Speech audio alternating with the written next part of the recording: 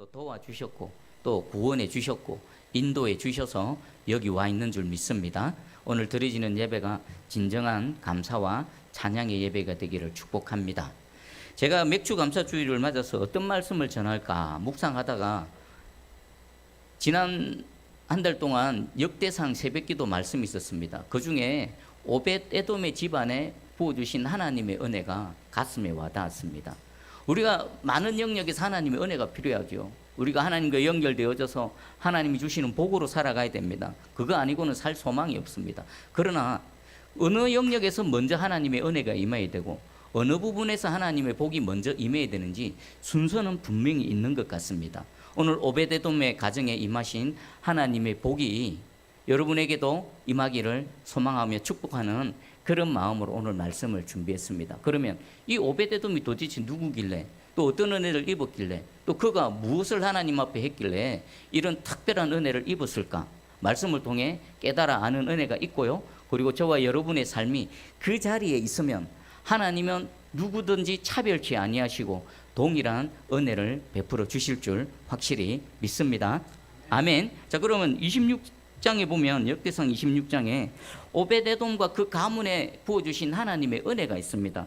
우리가 쭉 읽어봤는데 그 자녀들의 이름이 등장하죠. 발음하기도 어렵고 또 뭐 생소한 그런 이름들입니다. 근데 이름 하나하나가 누구라고요? 하나님의 특별한 은혜를 입었던 자들이라는 겁니다. 거기 보니까 5절에도 뒷부분에 이는 하나님이 오벳에돔에게 복을 주셨습니다.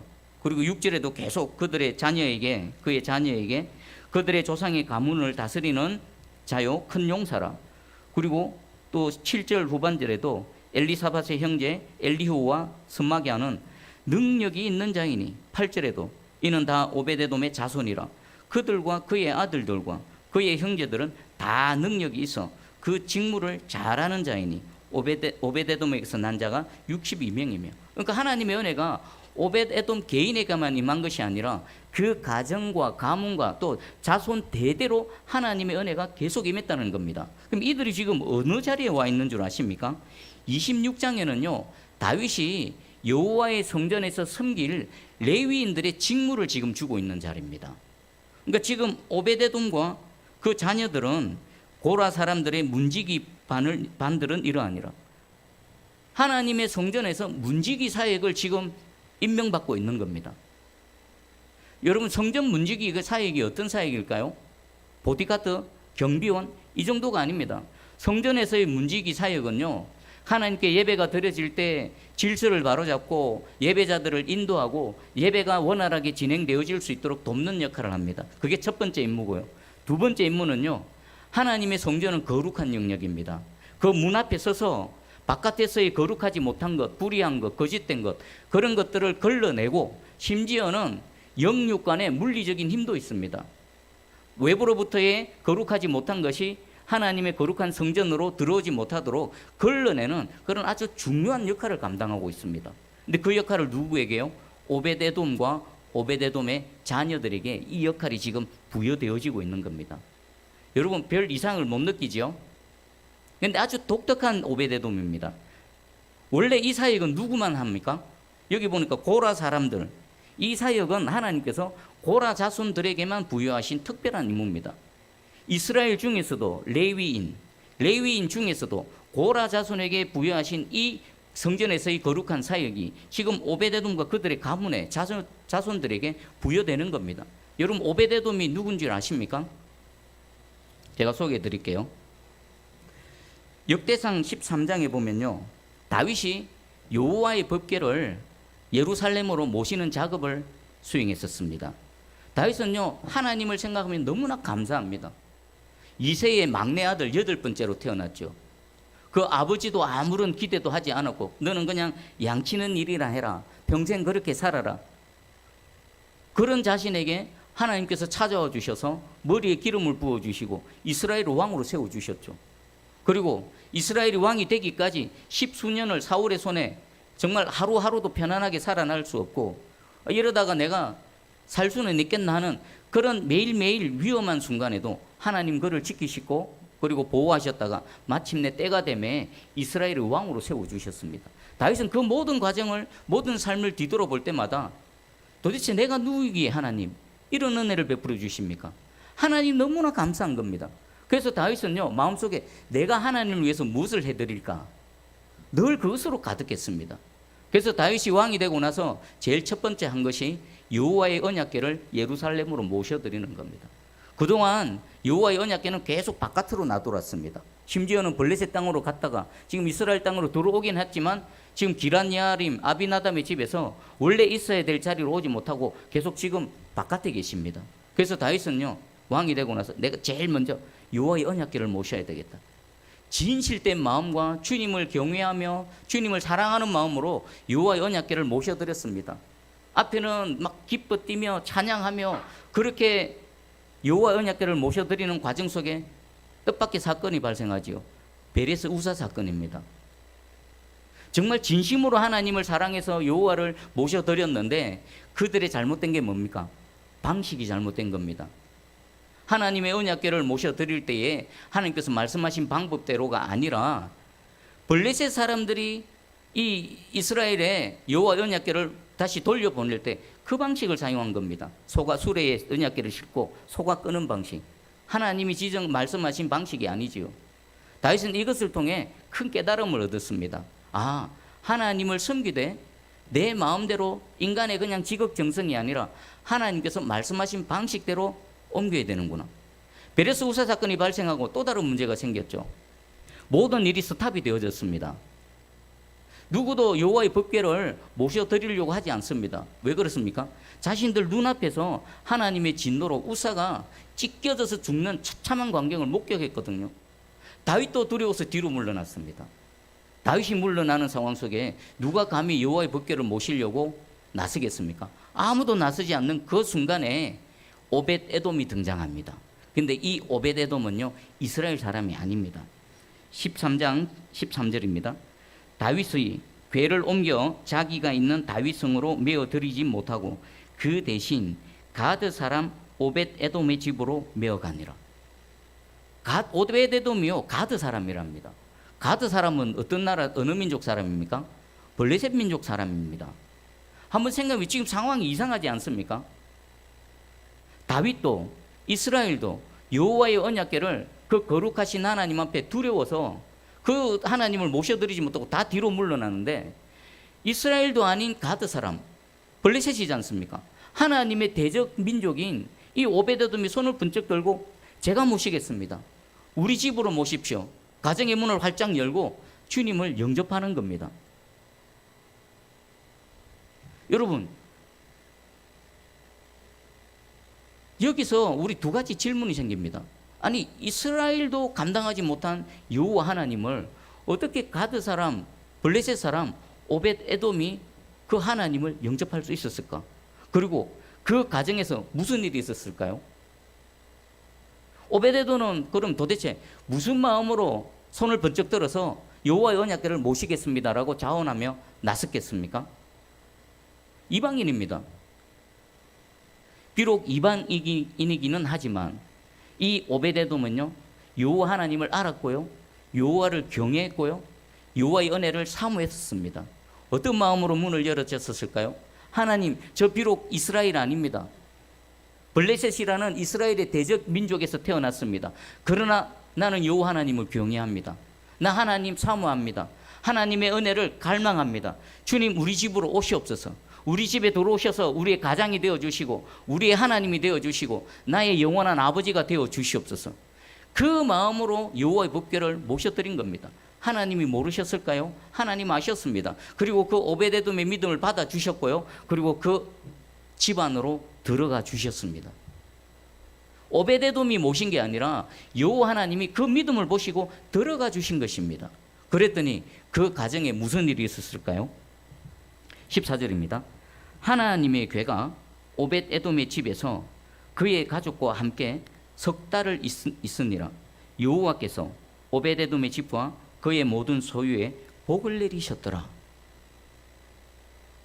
여러분이 이스라엘 백성이라면요, 여러분이 다윗이라면 이 14절 말씀을 읽을 때 어떤 생각이 들겠습니까? 이상하네. 하나님은 거룩하신 하나님이신데 우리 이스라엘도 감당하지 못한 그 거룩하신 하나님을 이방인, 가드 사람, 블레셋 사람 오베데돔의 집에서 어떻게 이런 일이 일어날 수 있지? 또 하나님은 그 가정에 복을 내려주셨네. 모든 소유에, 집과 그의 모든 소유에 복을 내리셨더라. 의아해하지 않겠습니까? 아마 다윗이 가장 당황했을 것입니다. 근데 이 일이 어떻게 일어납니까? 오베데돔의 믿음을 받아주신 하나님께서 그의 가정에 들어가 주셔서 그들의 하나님이 되어주신 겁니다. 비록 출신은 다르지만, 출신은 이스라엘이 아니지만 하나님께서는 그 믿음을 보시고 그의 하나님, 그리고 그의 구원자, 그의 메시아, 그의 주님이 되어 주셨다라는 것입니다. 자, 그럼 여기서 끝난 게 아닙니다. 다윗이 이 소식을 들었죠. 아마 깜짝 놀랐을 것입니다. 아니, 오베데돔의 집에 들어갔는데, 이방인의 집에 들어갔는데도 아무 일도 없을 뿐만 아니라 오히려 하나님께서 그 오베데돔에게 복을 내려주셨네. 다윗은요, 연구를 했습니다. 우리 15장에, 역대상 15장에 보면요, 2절입니다. 다윗이 이르되 레위 사람 외에는 하나님의 궤를 맬 수 없나니. 이게 첫 번째 원칙입니다. 하나님께서 정하신 레위 사람이 아니면 여호와의 성물, 가장 거룩한 성물인 여호와의 법궤를 모실 수가 없습니다. 그런데 오베데돔에 그 일이 일어났습니다. 그럼 어떻게 해석을 해야 될까요? 다윗은 어떻게 그것을 받아들였을까요? 역시 다윗은 다윗입니다. 율법에 매이지 않고 은혜로 살아가는 사람이었습니다. 다윗은 깨달았습니다. 아, 저 오베데돔이 비록 이스라엘은 아니지만 그의 믿음을 보시고 하나님께서 그 믿음을 받아주셨고 그 가정에 들어가 주셔서 그들의 하나님이 되어 주실 뿐만 아니라 여호와의 법궤를 모셨는데 또 재앙을 당하지 않고 오히려 복을 받았다는 것은 그 오베데돔이 이스라엘로만 받아들여진 게 아니라 무엇으로까지 받아들여진 겁니까? 레위인으로까지 받아들여진 겁니다. 여러분, 대단한 은혜 아닙니까? 이방인이 하나님의 백성이 되어졌을 뿐만 아니라 그 믿음을 보시고 얼마나 기쁘셨던지 하나님께서 택하신 레위인만이 할 수 있는 그 사역에까지 하나님께서 문을 열어주신 것입니다. 자신이 믿음의 문을 활짝 열었더니 하나님께서 그 안으로 들어가셔서 하나님께서 가장 거룩한 곳으로 그들을 인도해 주신 겁니다. 다윗도 알았습니다. 그래서 2차로 여호와의 언약궤를 모셔드릴 때에 이 오베데돔과 오베데돔의 가정은요, 큰 역할을 수행합니다. 소개해 드릴게요. 지금 2차로 여호와의 언약궤가 지금 들어갑니다. 그동안 다윗은 하나님의 말씀을 연구했습니다. 어떻게 하나님을 섬겨야 되는지. 아, 레위인들이 하나님을 섬겨야 되는구나. 레위인들을 다 불러 모아놓고 레위인 중에서도 말씀대로 직무를 지금 나눠주고 지금 그 일이 진행되고 있습니다. 18절.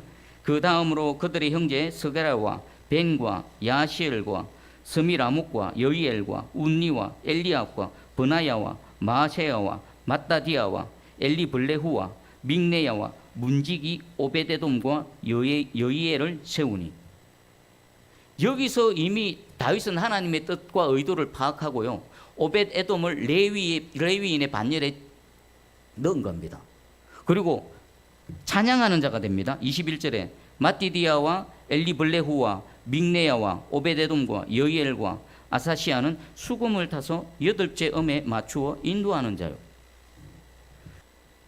이방인인데 이스라엘이 되는 것도 대단하죠. 그런데 이 이방인 오베데돔이 가장 거룩하게 하나님 가까이 나와서 하나님을 섬길 수 있는 성전의 문지기와 성전에서 찬양하는 자가 되어졌다라는 것입니다. 여러분, 복 중에 가장 큰 복이 뭐라고 생각하십니까? 우리 은혜가 필요하고 하는 복이 필요한 거 많죠. 건강의 복도 있고 세상 사람들이 말하는 물질의 복도 있고 뭐 성공, 출세, 뭐 형통하고 잘되고 이런 복도 복입니다. 근데 그 복, 모든 복들 중에서 가장 중요하고 가장 근본적인 복이 뭘까요? 하나님을 가까이 하는 복입니다. 하나님을 모셔드리는 복입니다. 그리고 하나님께 더 가까이 나아가서 하나님을 섬기는 복이 인생이 받는 복 중에서도 가장 근본적이고 가장 중요한 복인 줄 확실히 믿습니다.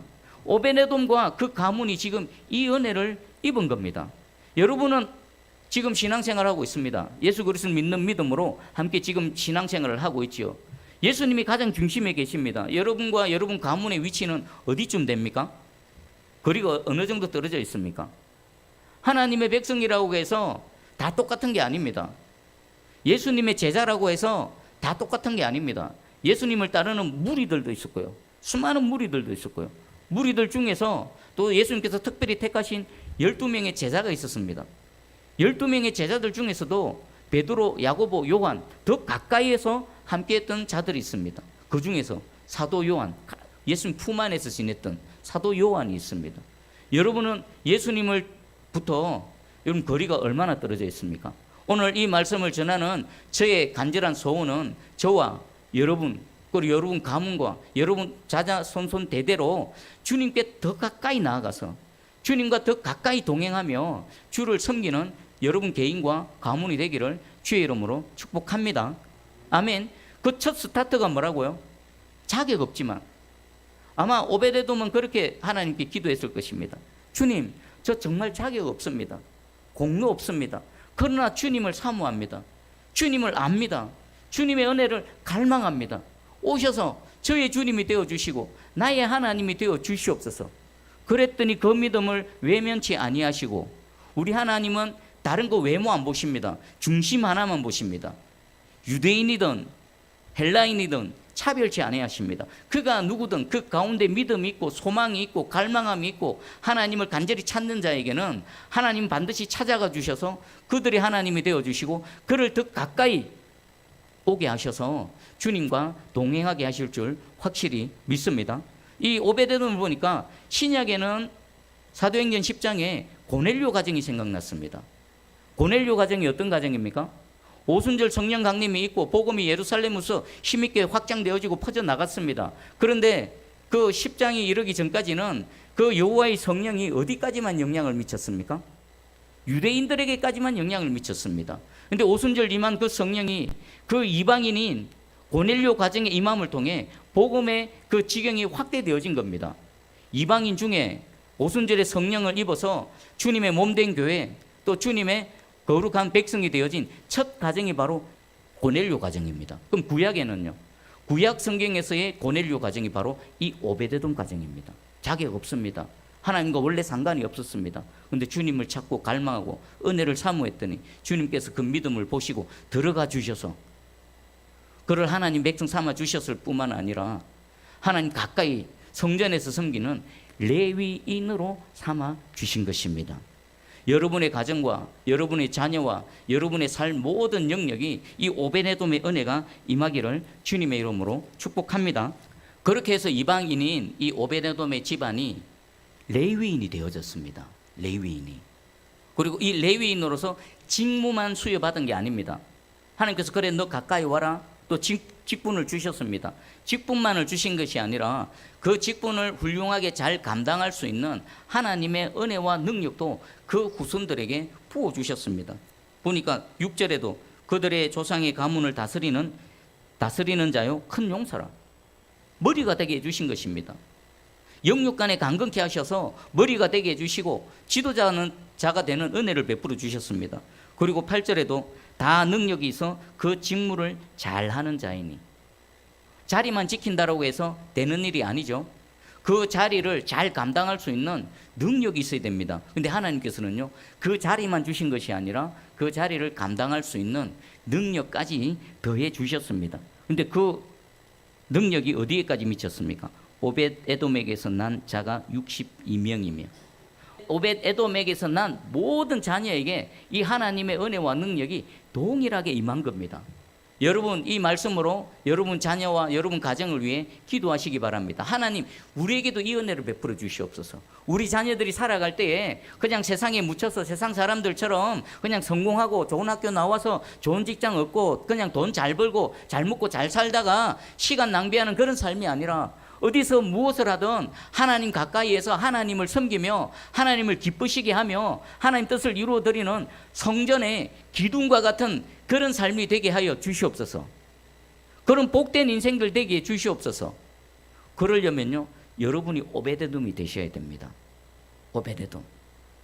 여러분 내면을 한번 점검해 보시기 바랍니다. 진정 하나님의 하나님 되심을 인정하며 그 하나님의 은혜를 갈망하며 하나님이 내 하나님이 되시고 내 안에 들어오실 뿐만 아니라 우리 집 안에까지 들어와 주셔서 우리 집 안을 다스리시고 통치하시고 나의 하나님이 나의 자녀들의 하나님까지 되어 주셔서 하나님이 그들을 붙드시고 하나님 뜻을 이루어드리는 거룩한 우리 가문이 되게 해 주시옵소서. 우리의 기도 제목입니다. 여러분 어떤 목적으로 살아가고 계십니까? 어떤 복을 구하고 계십니까? 어떤 은혜를 구하고 계십니까? 저는 이 은혜를 구하기를 간절히 소망합니다. 이 복이 모든 영역보다도 이 복이 먼저 여러분과 여러분 가정에 임하기를 주님의 이름으로 축복합니다. 그럼 나머지는 어떻게 될까요? 육적인 복, 이 땅에서 잘 되고 또 많은 사람들이 부러워하는 그런 여러 가지 일들은요, 이게 이루어지면 나머지는 자동적으로 그냥 따라올 줄 확실히 믿습니다. 진짜 중요한 것, 진짜 본질적인 것을 추구하는 그런 저와 여러분 되기를 주님의 이름으로 축복합니다. 아마 다윗은 되게 당황했을 것입니다. 아니 어떻게 저 이방인이 이런 복을 입지, 이런 은혜를 입지? 또 하나님 입장에서는 어떻겠습니까? 얼마나 기쁘셨겠습니까? 그 베레스 우사 사건 이후로 다 뒤로 물러납니다. 조금 전까지만 해도 막 기뻐 찬양하며 와 여호와 언약궤가 이제 예루살렘으로 들어온다, 하나님이 우리 가운데 오시네 라고 했는데 베레스 우사 사건 통해 다윗도 입을 다물어 버리고 뒤로 돌아가 버립니다. 모든 이스라엘 백성들도 뒤로 돌아가 버립니다. 근데 그때 딱 등장했던 오베데돔, 주님 제가 주님 모시겠습니다. 어쩌면 이미 저와 여러분은 오베데돔의 자리에 이미 들어와 있습니다. 세상을 봐보십시오. 세상을 표현하는 딱 한 장면은 한 장의 사진으로 탈칵 찍으면 뭐겠습니까? 예수님 골고다 언덕에 십자가에 못 박혀 계십니다. 좌우에 두 강도가 있습니다. 그리고 수많은 무리들이 십자가에 달리신 예수님을 향해 조롱하고 비웃고 있습니다. 뭐라고 조롱했습니까? 너가 구원자면 너 스스로 한번 구원해봐라. 너가 메시아면 스스로 구원해봐라. 그러면 믿겠다. 심지어는 좌우에 있는 강도들도 예수님을 비난하고 조롱했지 않습니까? 그 중에 우편 강도는 우리는 우리 죄로 인해서 이 죄에 합당한 대가를 치르고 있지만 저분은 옳지 않은 게 없다. 그 한마디로 주님께서 오늘 네가 나와 함께 낙원에 있으리라. 온 세상이 지금 그렇습니다. 누가 예수님을 인정합니까? 온 세상 사람들은 아담 안에서 죽을 죄인이라고 외치고 선포해봐야 누가 받아들입니까? 욕이나 하지요. 예수 그리스도를 믿으세요. 예수님 믿어야 구원받습니다. 이 땅의 삶이 다가 아닙니다. 영원한 삶이 있습니다. 천국이 있습니다. 하나님이 우리를 사랑하셔서 저 독생자를 십자가에서 희생시키심으로 구원의 길을 열어주셨습니다. 여러분 나가서 외쳐보십시오. 누가 받아들입니까? 다 조롱하고 비웃고 외면하고 전도지 한 장 건넬래 보십시오. 손으로 툭툭 치고 갑니다. 여기서 전도하고 있으면요, 오다가도 눈 마주치면 돌아서 갑니다. 그런 세상 속에서 저와 여러분이 살아가는데 거기서 우리가 주님 내 주님이십니다. 주님은 살아계신 하나님의 아들이십니다. 주님은 구원자 되십니다. 주님 내 모든 소망, 내 생명, 모든 능력 되십니다 라고 고백을 진심으로 고백할 때에 우리 주님 얼마나 기쁘시겠습니까? 오늘 이 자리에서 그 동일한 믿음으로 예배드리는 저와 여러분이 이미 오베데돔의 반열에 들어선 줄 확실히 믿습니다. 그럼 이 오베데돔 안에 와 이런 은혜가 있구나, 이런 놀라운 은혜를 감추어 두셨구나. 여러분 이걸 알지 못하면 구하지를 못하고 구하지를 못하면 누리지를 못하는 겁니다. 이미 오베데돔의 자리에 있는 저와 여러분 이런 은혜까지 하나님께서 예비하고 계십니다. 그러면 우리 그 다음 해야 될 게 뭡니까? 이 은혜를 구하는 겁니다. 하나님 똑같지 않습니까? 그 가드 사람, 블레셋 사람 오베데돔이 하나님을 모두가 두려워하고 외면하고 뒤로 꺼리고 할 때 내가 주님을 주님으로 받아들일 때 이 은혜를 베풀어 주셨다면 지금 이 죄악된 세상 가운데 주님을 인정하지 않는 세상 가운데 내가 주님을 인정하고 주님은 나의 하나님이시고 내 주님이시고 인정하며 모셔드리고 살아가지 않습니까? 내게도 이 오베데돔의 은혜를 베풀어 주시옵소서. 우리 가정과 우리 자녀들에게도 이 은혜를 베풀어 주시고 우리 세순교회에도 이 은혜를 베풀어 주셔서 하나님을 더 누리며 하나님의 영광을 나타내는 우리 모두 되게 해 주시옵소서. 여러분 교회라고 해서 다 같은 교회가 아닙니다. 요한계시록 2장 3장에 보면요, 주님께서 소아시아 7교회에 대해서 말씀을 보내주십니다. 근데 어떤 교회는 칭찬도 있고 또 책망도 있고 또 경고와 또 약속의 말씀을 주십니다. 근데 어떤 교회는요, 칭찬 하나도 없이 책망만 받는 교회가 있고 또 어떤 교회는요, 책망 하나 없이 칭찬만 받는 교회가 있습니다. 여러분은 그 수많은 교회의 유형 중에서 우리 세순교회가 어떤 교회가 되기를 원하십니까? 비록 작고 연약하고 능력도 적고 뭐 보잘것 없지만 그 중심으로 주님 한 분만을 바라보며 적은 능력으로도 배반하지 않고 충성하고 나아가는, 그래서 주님으로부터 책망은 없고 오직 칭찬만 듣는 그런 우리 새순교회 되기를 간절히 소망합니다. 그러려면 이 오베네돔의 은혜가 저와 여러분 우리 개인과 우리 공동체 가운데 더 힘있게 임해야 되는 겁니다. 이런 은혜가 있구나. 하나님 나에게도 이런 은혜 주세요. 우리 새순교회에도 이런 은혜 주세요. 이 시대에 하나님께 칭찬받는 교회, 하나님의 영광이 나타나는 교회, 그래서 복음의 능력이 더 강하게 나타나고 우리 개인뿐만 아니라 가정과 우리 교회 공동체를 통해서 하나님의 살아계심, 이 어두운 세상 가운데 빛 대신 생명의 말씀이 온 세상을 향해 선포되어질 수 있도록 우리를 사용하여 주시옵소서. 우리가 복을 받아야 되는 이유가 뭡니까? 하나님의 이 오베데돔의 은혜를 입어야 되는 이유가 뭡니까? 우리 자신을 위해서가 아닙니다. 저와 여러분을 위해서 십자가에 달리시고 죽으시고 또 다시 살아나셔서 우리의 부활의 첫 열매 되시는 예수 그리스도 그분을 증거하기 위해서, 그분의 살아계심을 나타내기 위해서 이 은혜가 저와 여러분에게 임해야 될 줄 확실히 믿습니다. 그러니까 우리가 복받고 은혜 받는 것은 곧 무엇까지 직결되어져 있는 겁니까? 하나님의 뜻, 하나님의 영광, 하나님의 나라, 복음의 확장, 이것과 직결되어져 있는 겁니다. 그런 의미에서 보면요, 우리도 복을 받아야 되고 또 하나님께서도 이 복을 우리에게 부어주시기를 간절히 원하실 것입니다. 오늘 구하십시오. 구하시면요, 우리보다도 더 간절히 원하시는 하나님께서 기뻐하셔서 이 오베데돔의 은혜를 우리 가운데 풍성하게 부어주실 줄 확실히 믿습니다. 아멘. 자, 말씀 붙들고 한번 기도하기 원합니다. 이 시대에 오베데돔이 되어야 되는데, 하나님 저 자격 없습니다. 저 지난날 살아올 때에 정말 주님 앞에 거룩하지 못했고 수많은 죄악과 허물 가운데 살아왔지만 그래도 주님 한 분 붙들고 여기까지 왔습니다. 주님의 이름을 듣는 순간 주님을 사모했고 주님의 은혜를 갈망하고 있습니다. 이 시간 다시 한번 우리 가운데 들어와 주시옵소서. 내 심령 가운데 들어와 주시고 우리 교회 공동체 가운데 들어와 주시고 우리 가정 가운데 들어와 주셔서 문을 활짝 열겠사오니 좌정하시고 다스리셔서 오베데돔에게 부어주셨던 이 은혜 새롭게 힘있게 부어주시옵소서. 자, 기도하며 나아갑니다. 기도하겠습니다.